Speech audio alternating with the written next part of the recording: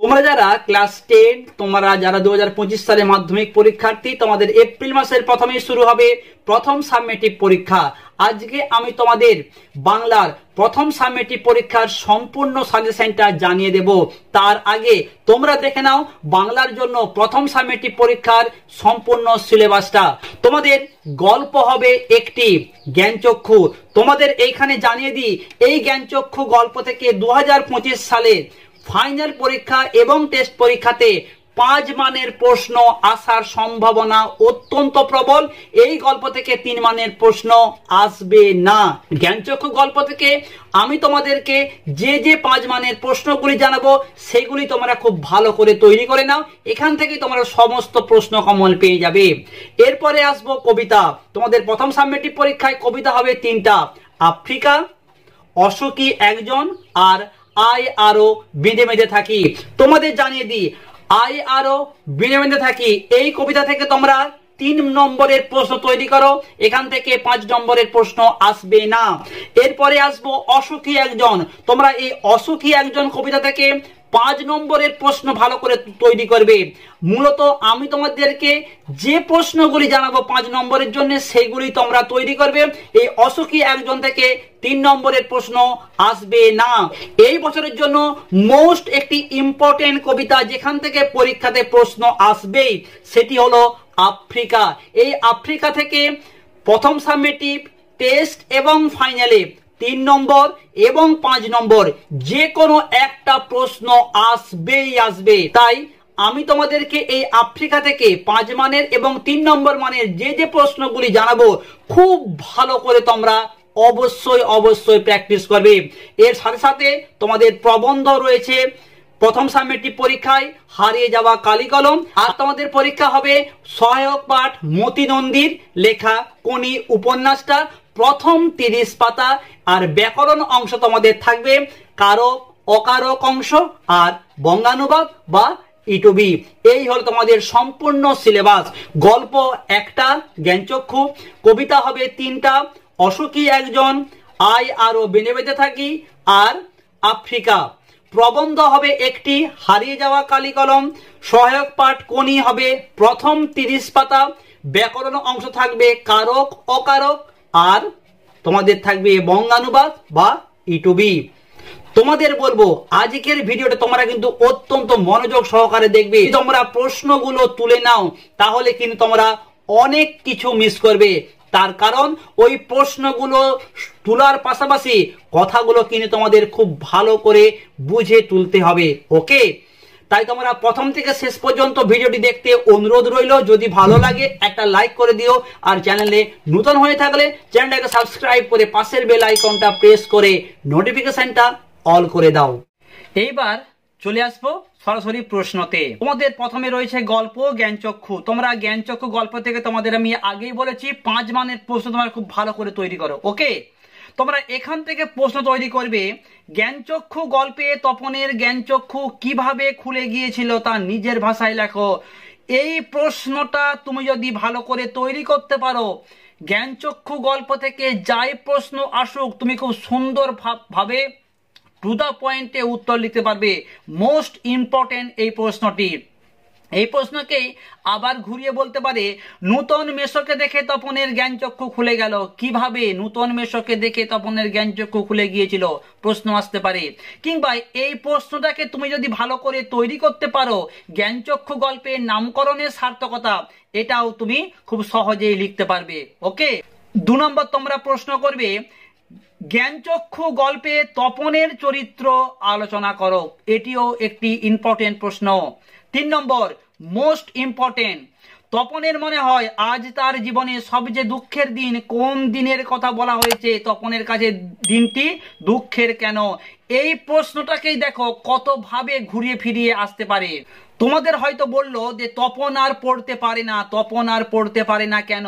এইভাবেও তোমাদের প্রশ্ন করতে পারে। তোমাদেরকে হয়তো প্রশ্ন করতে পারে, গল্প ছাপা হলে যে ভয়ঙ্কর আহ্লাদটা হওয়ার কথা ছিল সেই আহ্লাদটা খুঁজে পায় না। কোন আহ্লাদের কথা বলা হয়েছে? তপন তা খুঁজে পায় না কেন? কিংবা তোমাদেরকে হয়তো লাইনটাকে এইরকম ভাবেও বলতে পারে তপন যেন কোথায় হারিয়ে যায় এসব কথার মধ্যে। তপন কোন কথার মধ্য দিয়ে হারিয়ে যায়? কথাগুলি শুনে তপনের কি মনে হয়েছিল? এটিও মোস্ট একটি ইম্পর্টেন্ট প্রশ্ন।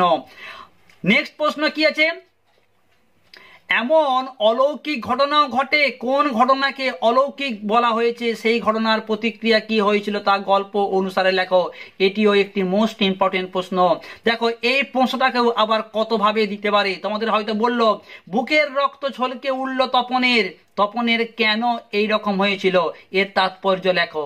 কিংবা বলতে পারে এমন সময় ঘটলো সেই ঘটনা, কোন ঘটনার কথা বলা হয়েছে এর প্রতিক্রিয়া কি লেখো। কিংবা বলতে পারে সারা বাড়িতে শোরগোল পড়ে যায়। এইভাবেও তোমাদের প্রশ্নটা হতে পারে। তোমাদেরকে আমি গল্প থেকে মোট 4টে প্রশ্ন দিয়েছি, তোমাদেরকে আমি বলে দিচ্ছি তোমরা 3টে প্রশ্ন ভালো করে তৈরি করো। এই 1 নম্বর প্রশ্ন, জ্ঞানচক্ষু গল্পে তপনের কিভাবে জ্ঞানচক্ষু খুলে গিয়েছিল 1, আর তপনের মনে হয় আজ তার জীবনের সবচেয়ে বড় দুঃখের দিন 2 নম্বর। আর তোমরা প্রশ্ন তৈরি করবে এমন সময় এমন অলৌকিক ঘটনাও ঘটে। এই 3টে প্রশ্ন যদি তুমি ভালো করে তৈরি করতে পারো, প্রথম সাবমিটিভে তুমি তো পাবে কমন। এর পাশাপাশি তুমি তোমার টেস্ট এবং ফাইনালে শিওর কমন পাবে। ওকে, চলে আসবো এরপরে প্রবন্ধ অংশ। তোমাদের একটি সাবমিটিভ পরীক্ষা হবে, হারিয়ে যাওয়া কালিকলম। এখান থেকেও তোমাদের 5 মানের একটি প্রশ্ন লিখতে হবে। তোমরা প্রশ্ন করবে আমার মনে পড়ে প্রথম ফাউন্টেন কেনার কথা। প্রাবন্ধিকের প্রথম ফাউন্টেন পেন কেনার গল্প সম্পর্কে কি জানো লেখো। ভীষণ গুরুত্বপূর্ণ প্রশ্ন। এই প্রশ্নকে ঘুরিয়ে দিতে পারে দ্বিতীয় বিশ্বযুদ্ধের বেশ কয়েক বছর পরের ঘটনাটি কি তা নিজের ভাষায় লেখো। দ্বিতীয় প্রশ্ন তোমরা করবে বিমর্ষ ওয়াটারম্যান মনে মনে প্রতিজ্ঞা করলেন আর নয় এর একটা বিহিত করতেই হবে। ওয়াটারম্যানকে তিনি বিমর্ষ কেন, তিনি কিসের বিহিত করলেন। 3 নম্বর তোমরা প্রশ্ন করবে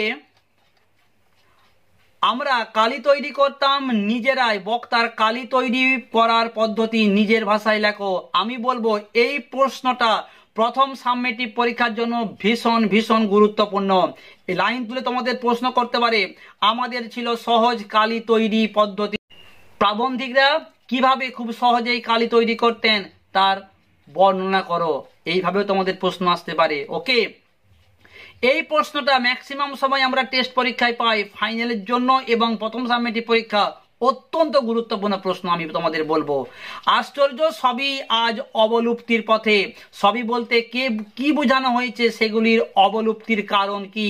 তোমাদেরকে আমি বলবো এই কালি, কলম এবং দোয়াত এই 3টাকে তোমরা অবশ্যই পয়েন্ট আকারে মেনশন করে কিন্তু পরীক্ষাতে লিখবে। ওকে, তাহলেই তুমি কিন্তু 5-এ 5 শিওর পেয়ে যাবে।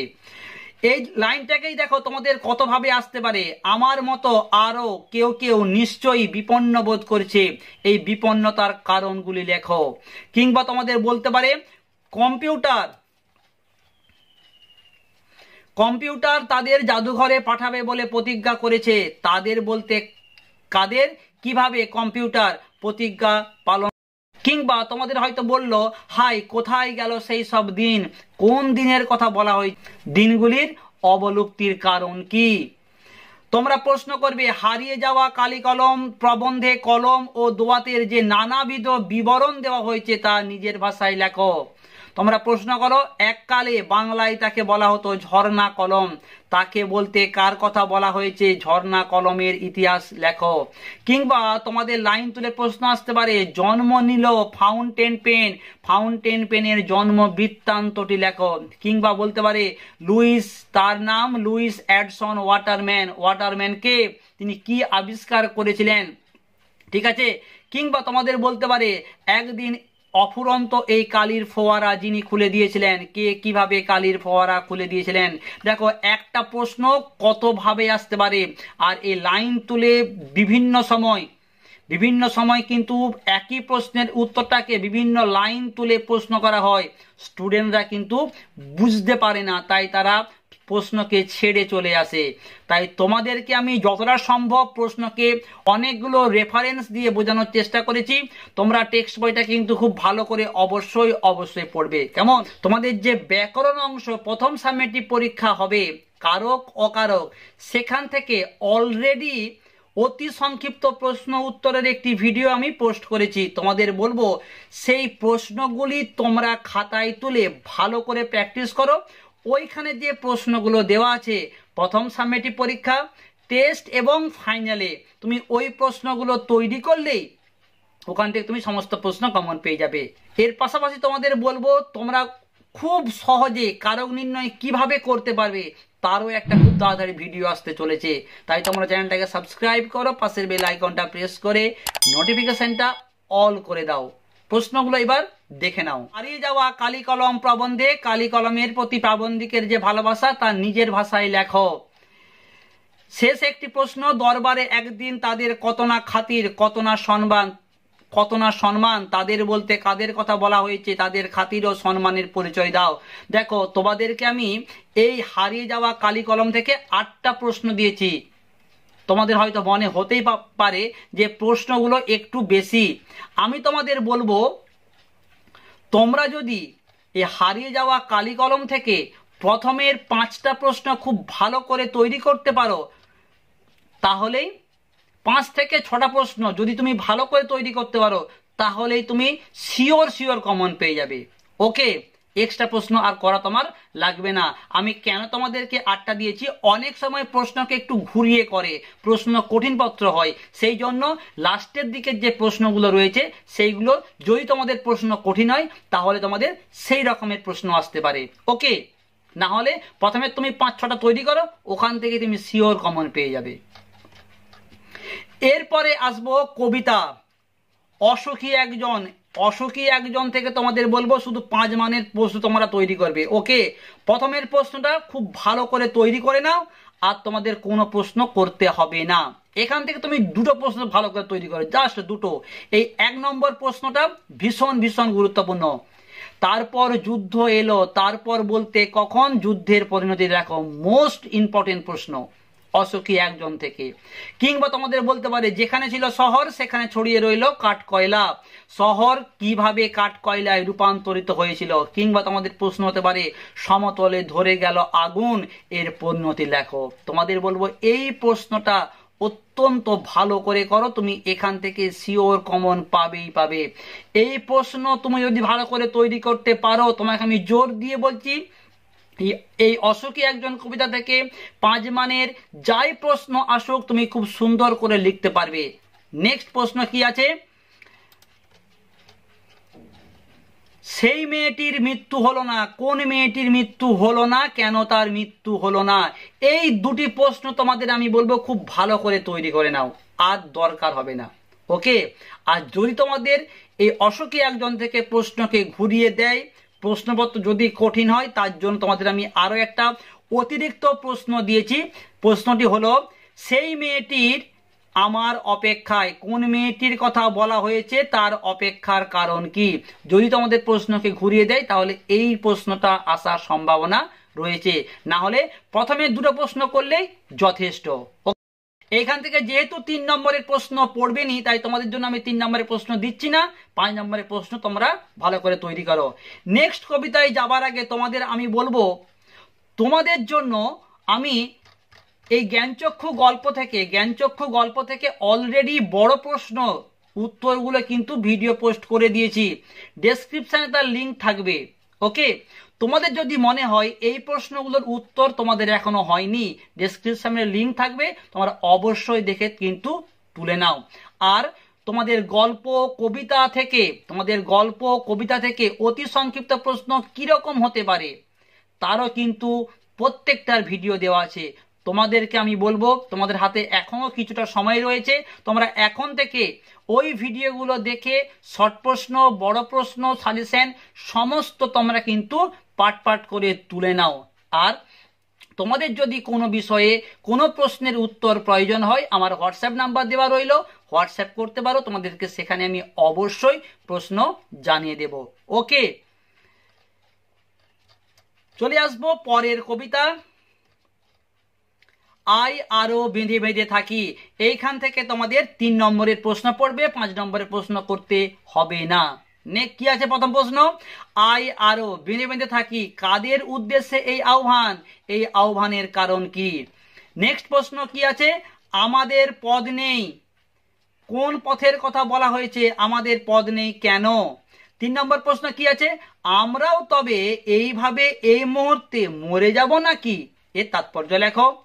4 নম্বর তোমাদের জন্য প্রশ্ন আছে, পৃথিবী হয়তো বেঁচে আছে, পৃথিবী হয়তো মরে গেছে, পৃথিবী বাঁচা ও মরা কবিতায় কিভাবে প্রকাশিত হয়েছে তা লেখো। আর একটি তোমাদের প্রশ্ন দিয়েছি, আমাদের ইতিহাস নেই কথাটির তাৎপর্য লেখো, কিংবা বলতে পারে আমাদের এমনই ইতিহাস, এখানে কোন ইতিহাসের কথা বলা হয়েছে। এই প্রশ্নগুলি তোমরা ভালো করে নাও 3 নম্বরের জন্য, তাহলেই যথেষ্ট। এখান থেকে 5 মানের প্রশ্ন করার কোনো প্রয়োজন নেই। ওকে, চলে আসবো তোমাদের শেষ কবিতা, আফ্রিকা। আফ্রিকা থেকে এই বছর 5 মানের অথবা 3 নম্বরের প্রশ্ন আসবেই আসবে। তোমরা তাই এই কবিতাটা খুব ভালো করে পড়বে। তোমাদের জন্য আমি অলরেডি ভিডিওটা তৈরি করে দিয়ে আছে, ডেসক্রিপশন বক্সে তোমাদের লিংক দিয়ে দেব। যারা আফ্রিকা কবিতাটা সত্যিই খুব কঠিন একটি কবিতা, যাদের বুঝতে অসুবিধা হয়েছে তোমরা সেই ভিডিও দেখতে পারো। তোমরা চাইলে এই আফ্রিকা কবিতাটাকে আমি আবার নতুনভাবে খুব সহজ করে অবশ্যই তোমাদের জন্য ভিডিও প্রস্তুত করব। কেমন? তোমরা আফ্রিকা থেকে 5 নম্বরের প্রশ্ন করো, এসো যুগান্তরের কবি। যুগান্তরের কবি কথাটি কি অর্থে ব্যবহৃত হয়েছে, তাকে কি বলতে অনুরোধ করা হয়েছে এবং কেন। 2 নম্বর তোমরা প্রশ্ন করো, চিরচিহ্ন দিয়ে গেল তোমার অপমানিত ইতিহাসে, কাকে এ কথা বলা হয়েছে, কিভাবে তার অপমানিত ইতিহাস চিরচিহ্ন মুদ্রিত হলো। 3 নম্বর তোমরা প্রশ্ন করো, সেই হোক তোমার সভ্যতার শেষ পুণ্যমানি, কোন প্রসঙ্গে এই উক্তি, এই উক্তির তাৎপর্য লেখো। এই প্রশ্নটা তোমাদেরকে আমি বলবো 5 নম্বরের পাশাপাশি 3 নম্বরের জন্য তোমরা খুব ভালো করে তৈরি করবে। ওকে, তোমাদেরকে আমি এখান থেকে মাত্র 3টে প্রশ্ন দিয়েছি, এই 3টে প্রশ্ন কোনোভাবেই তোমরা বাদ দেবে না, 3টে প্রশ্নকেই তোমরা ভালো করে তৈরি করবে।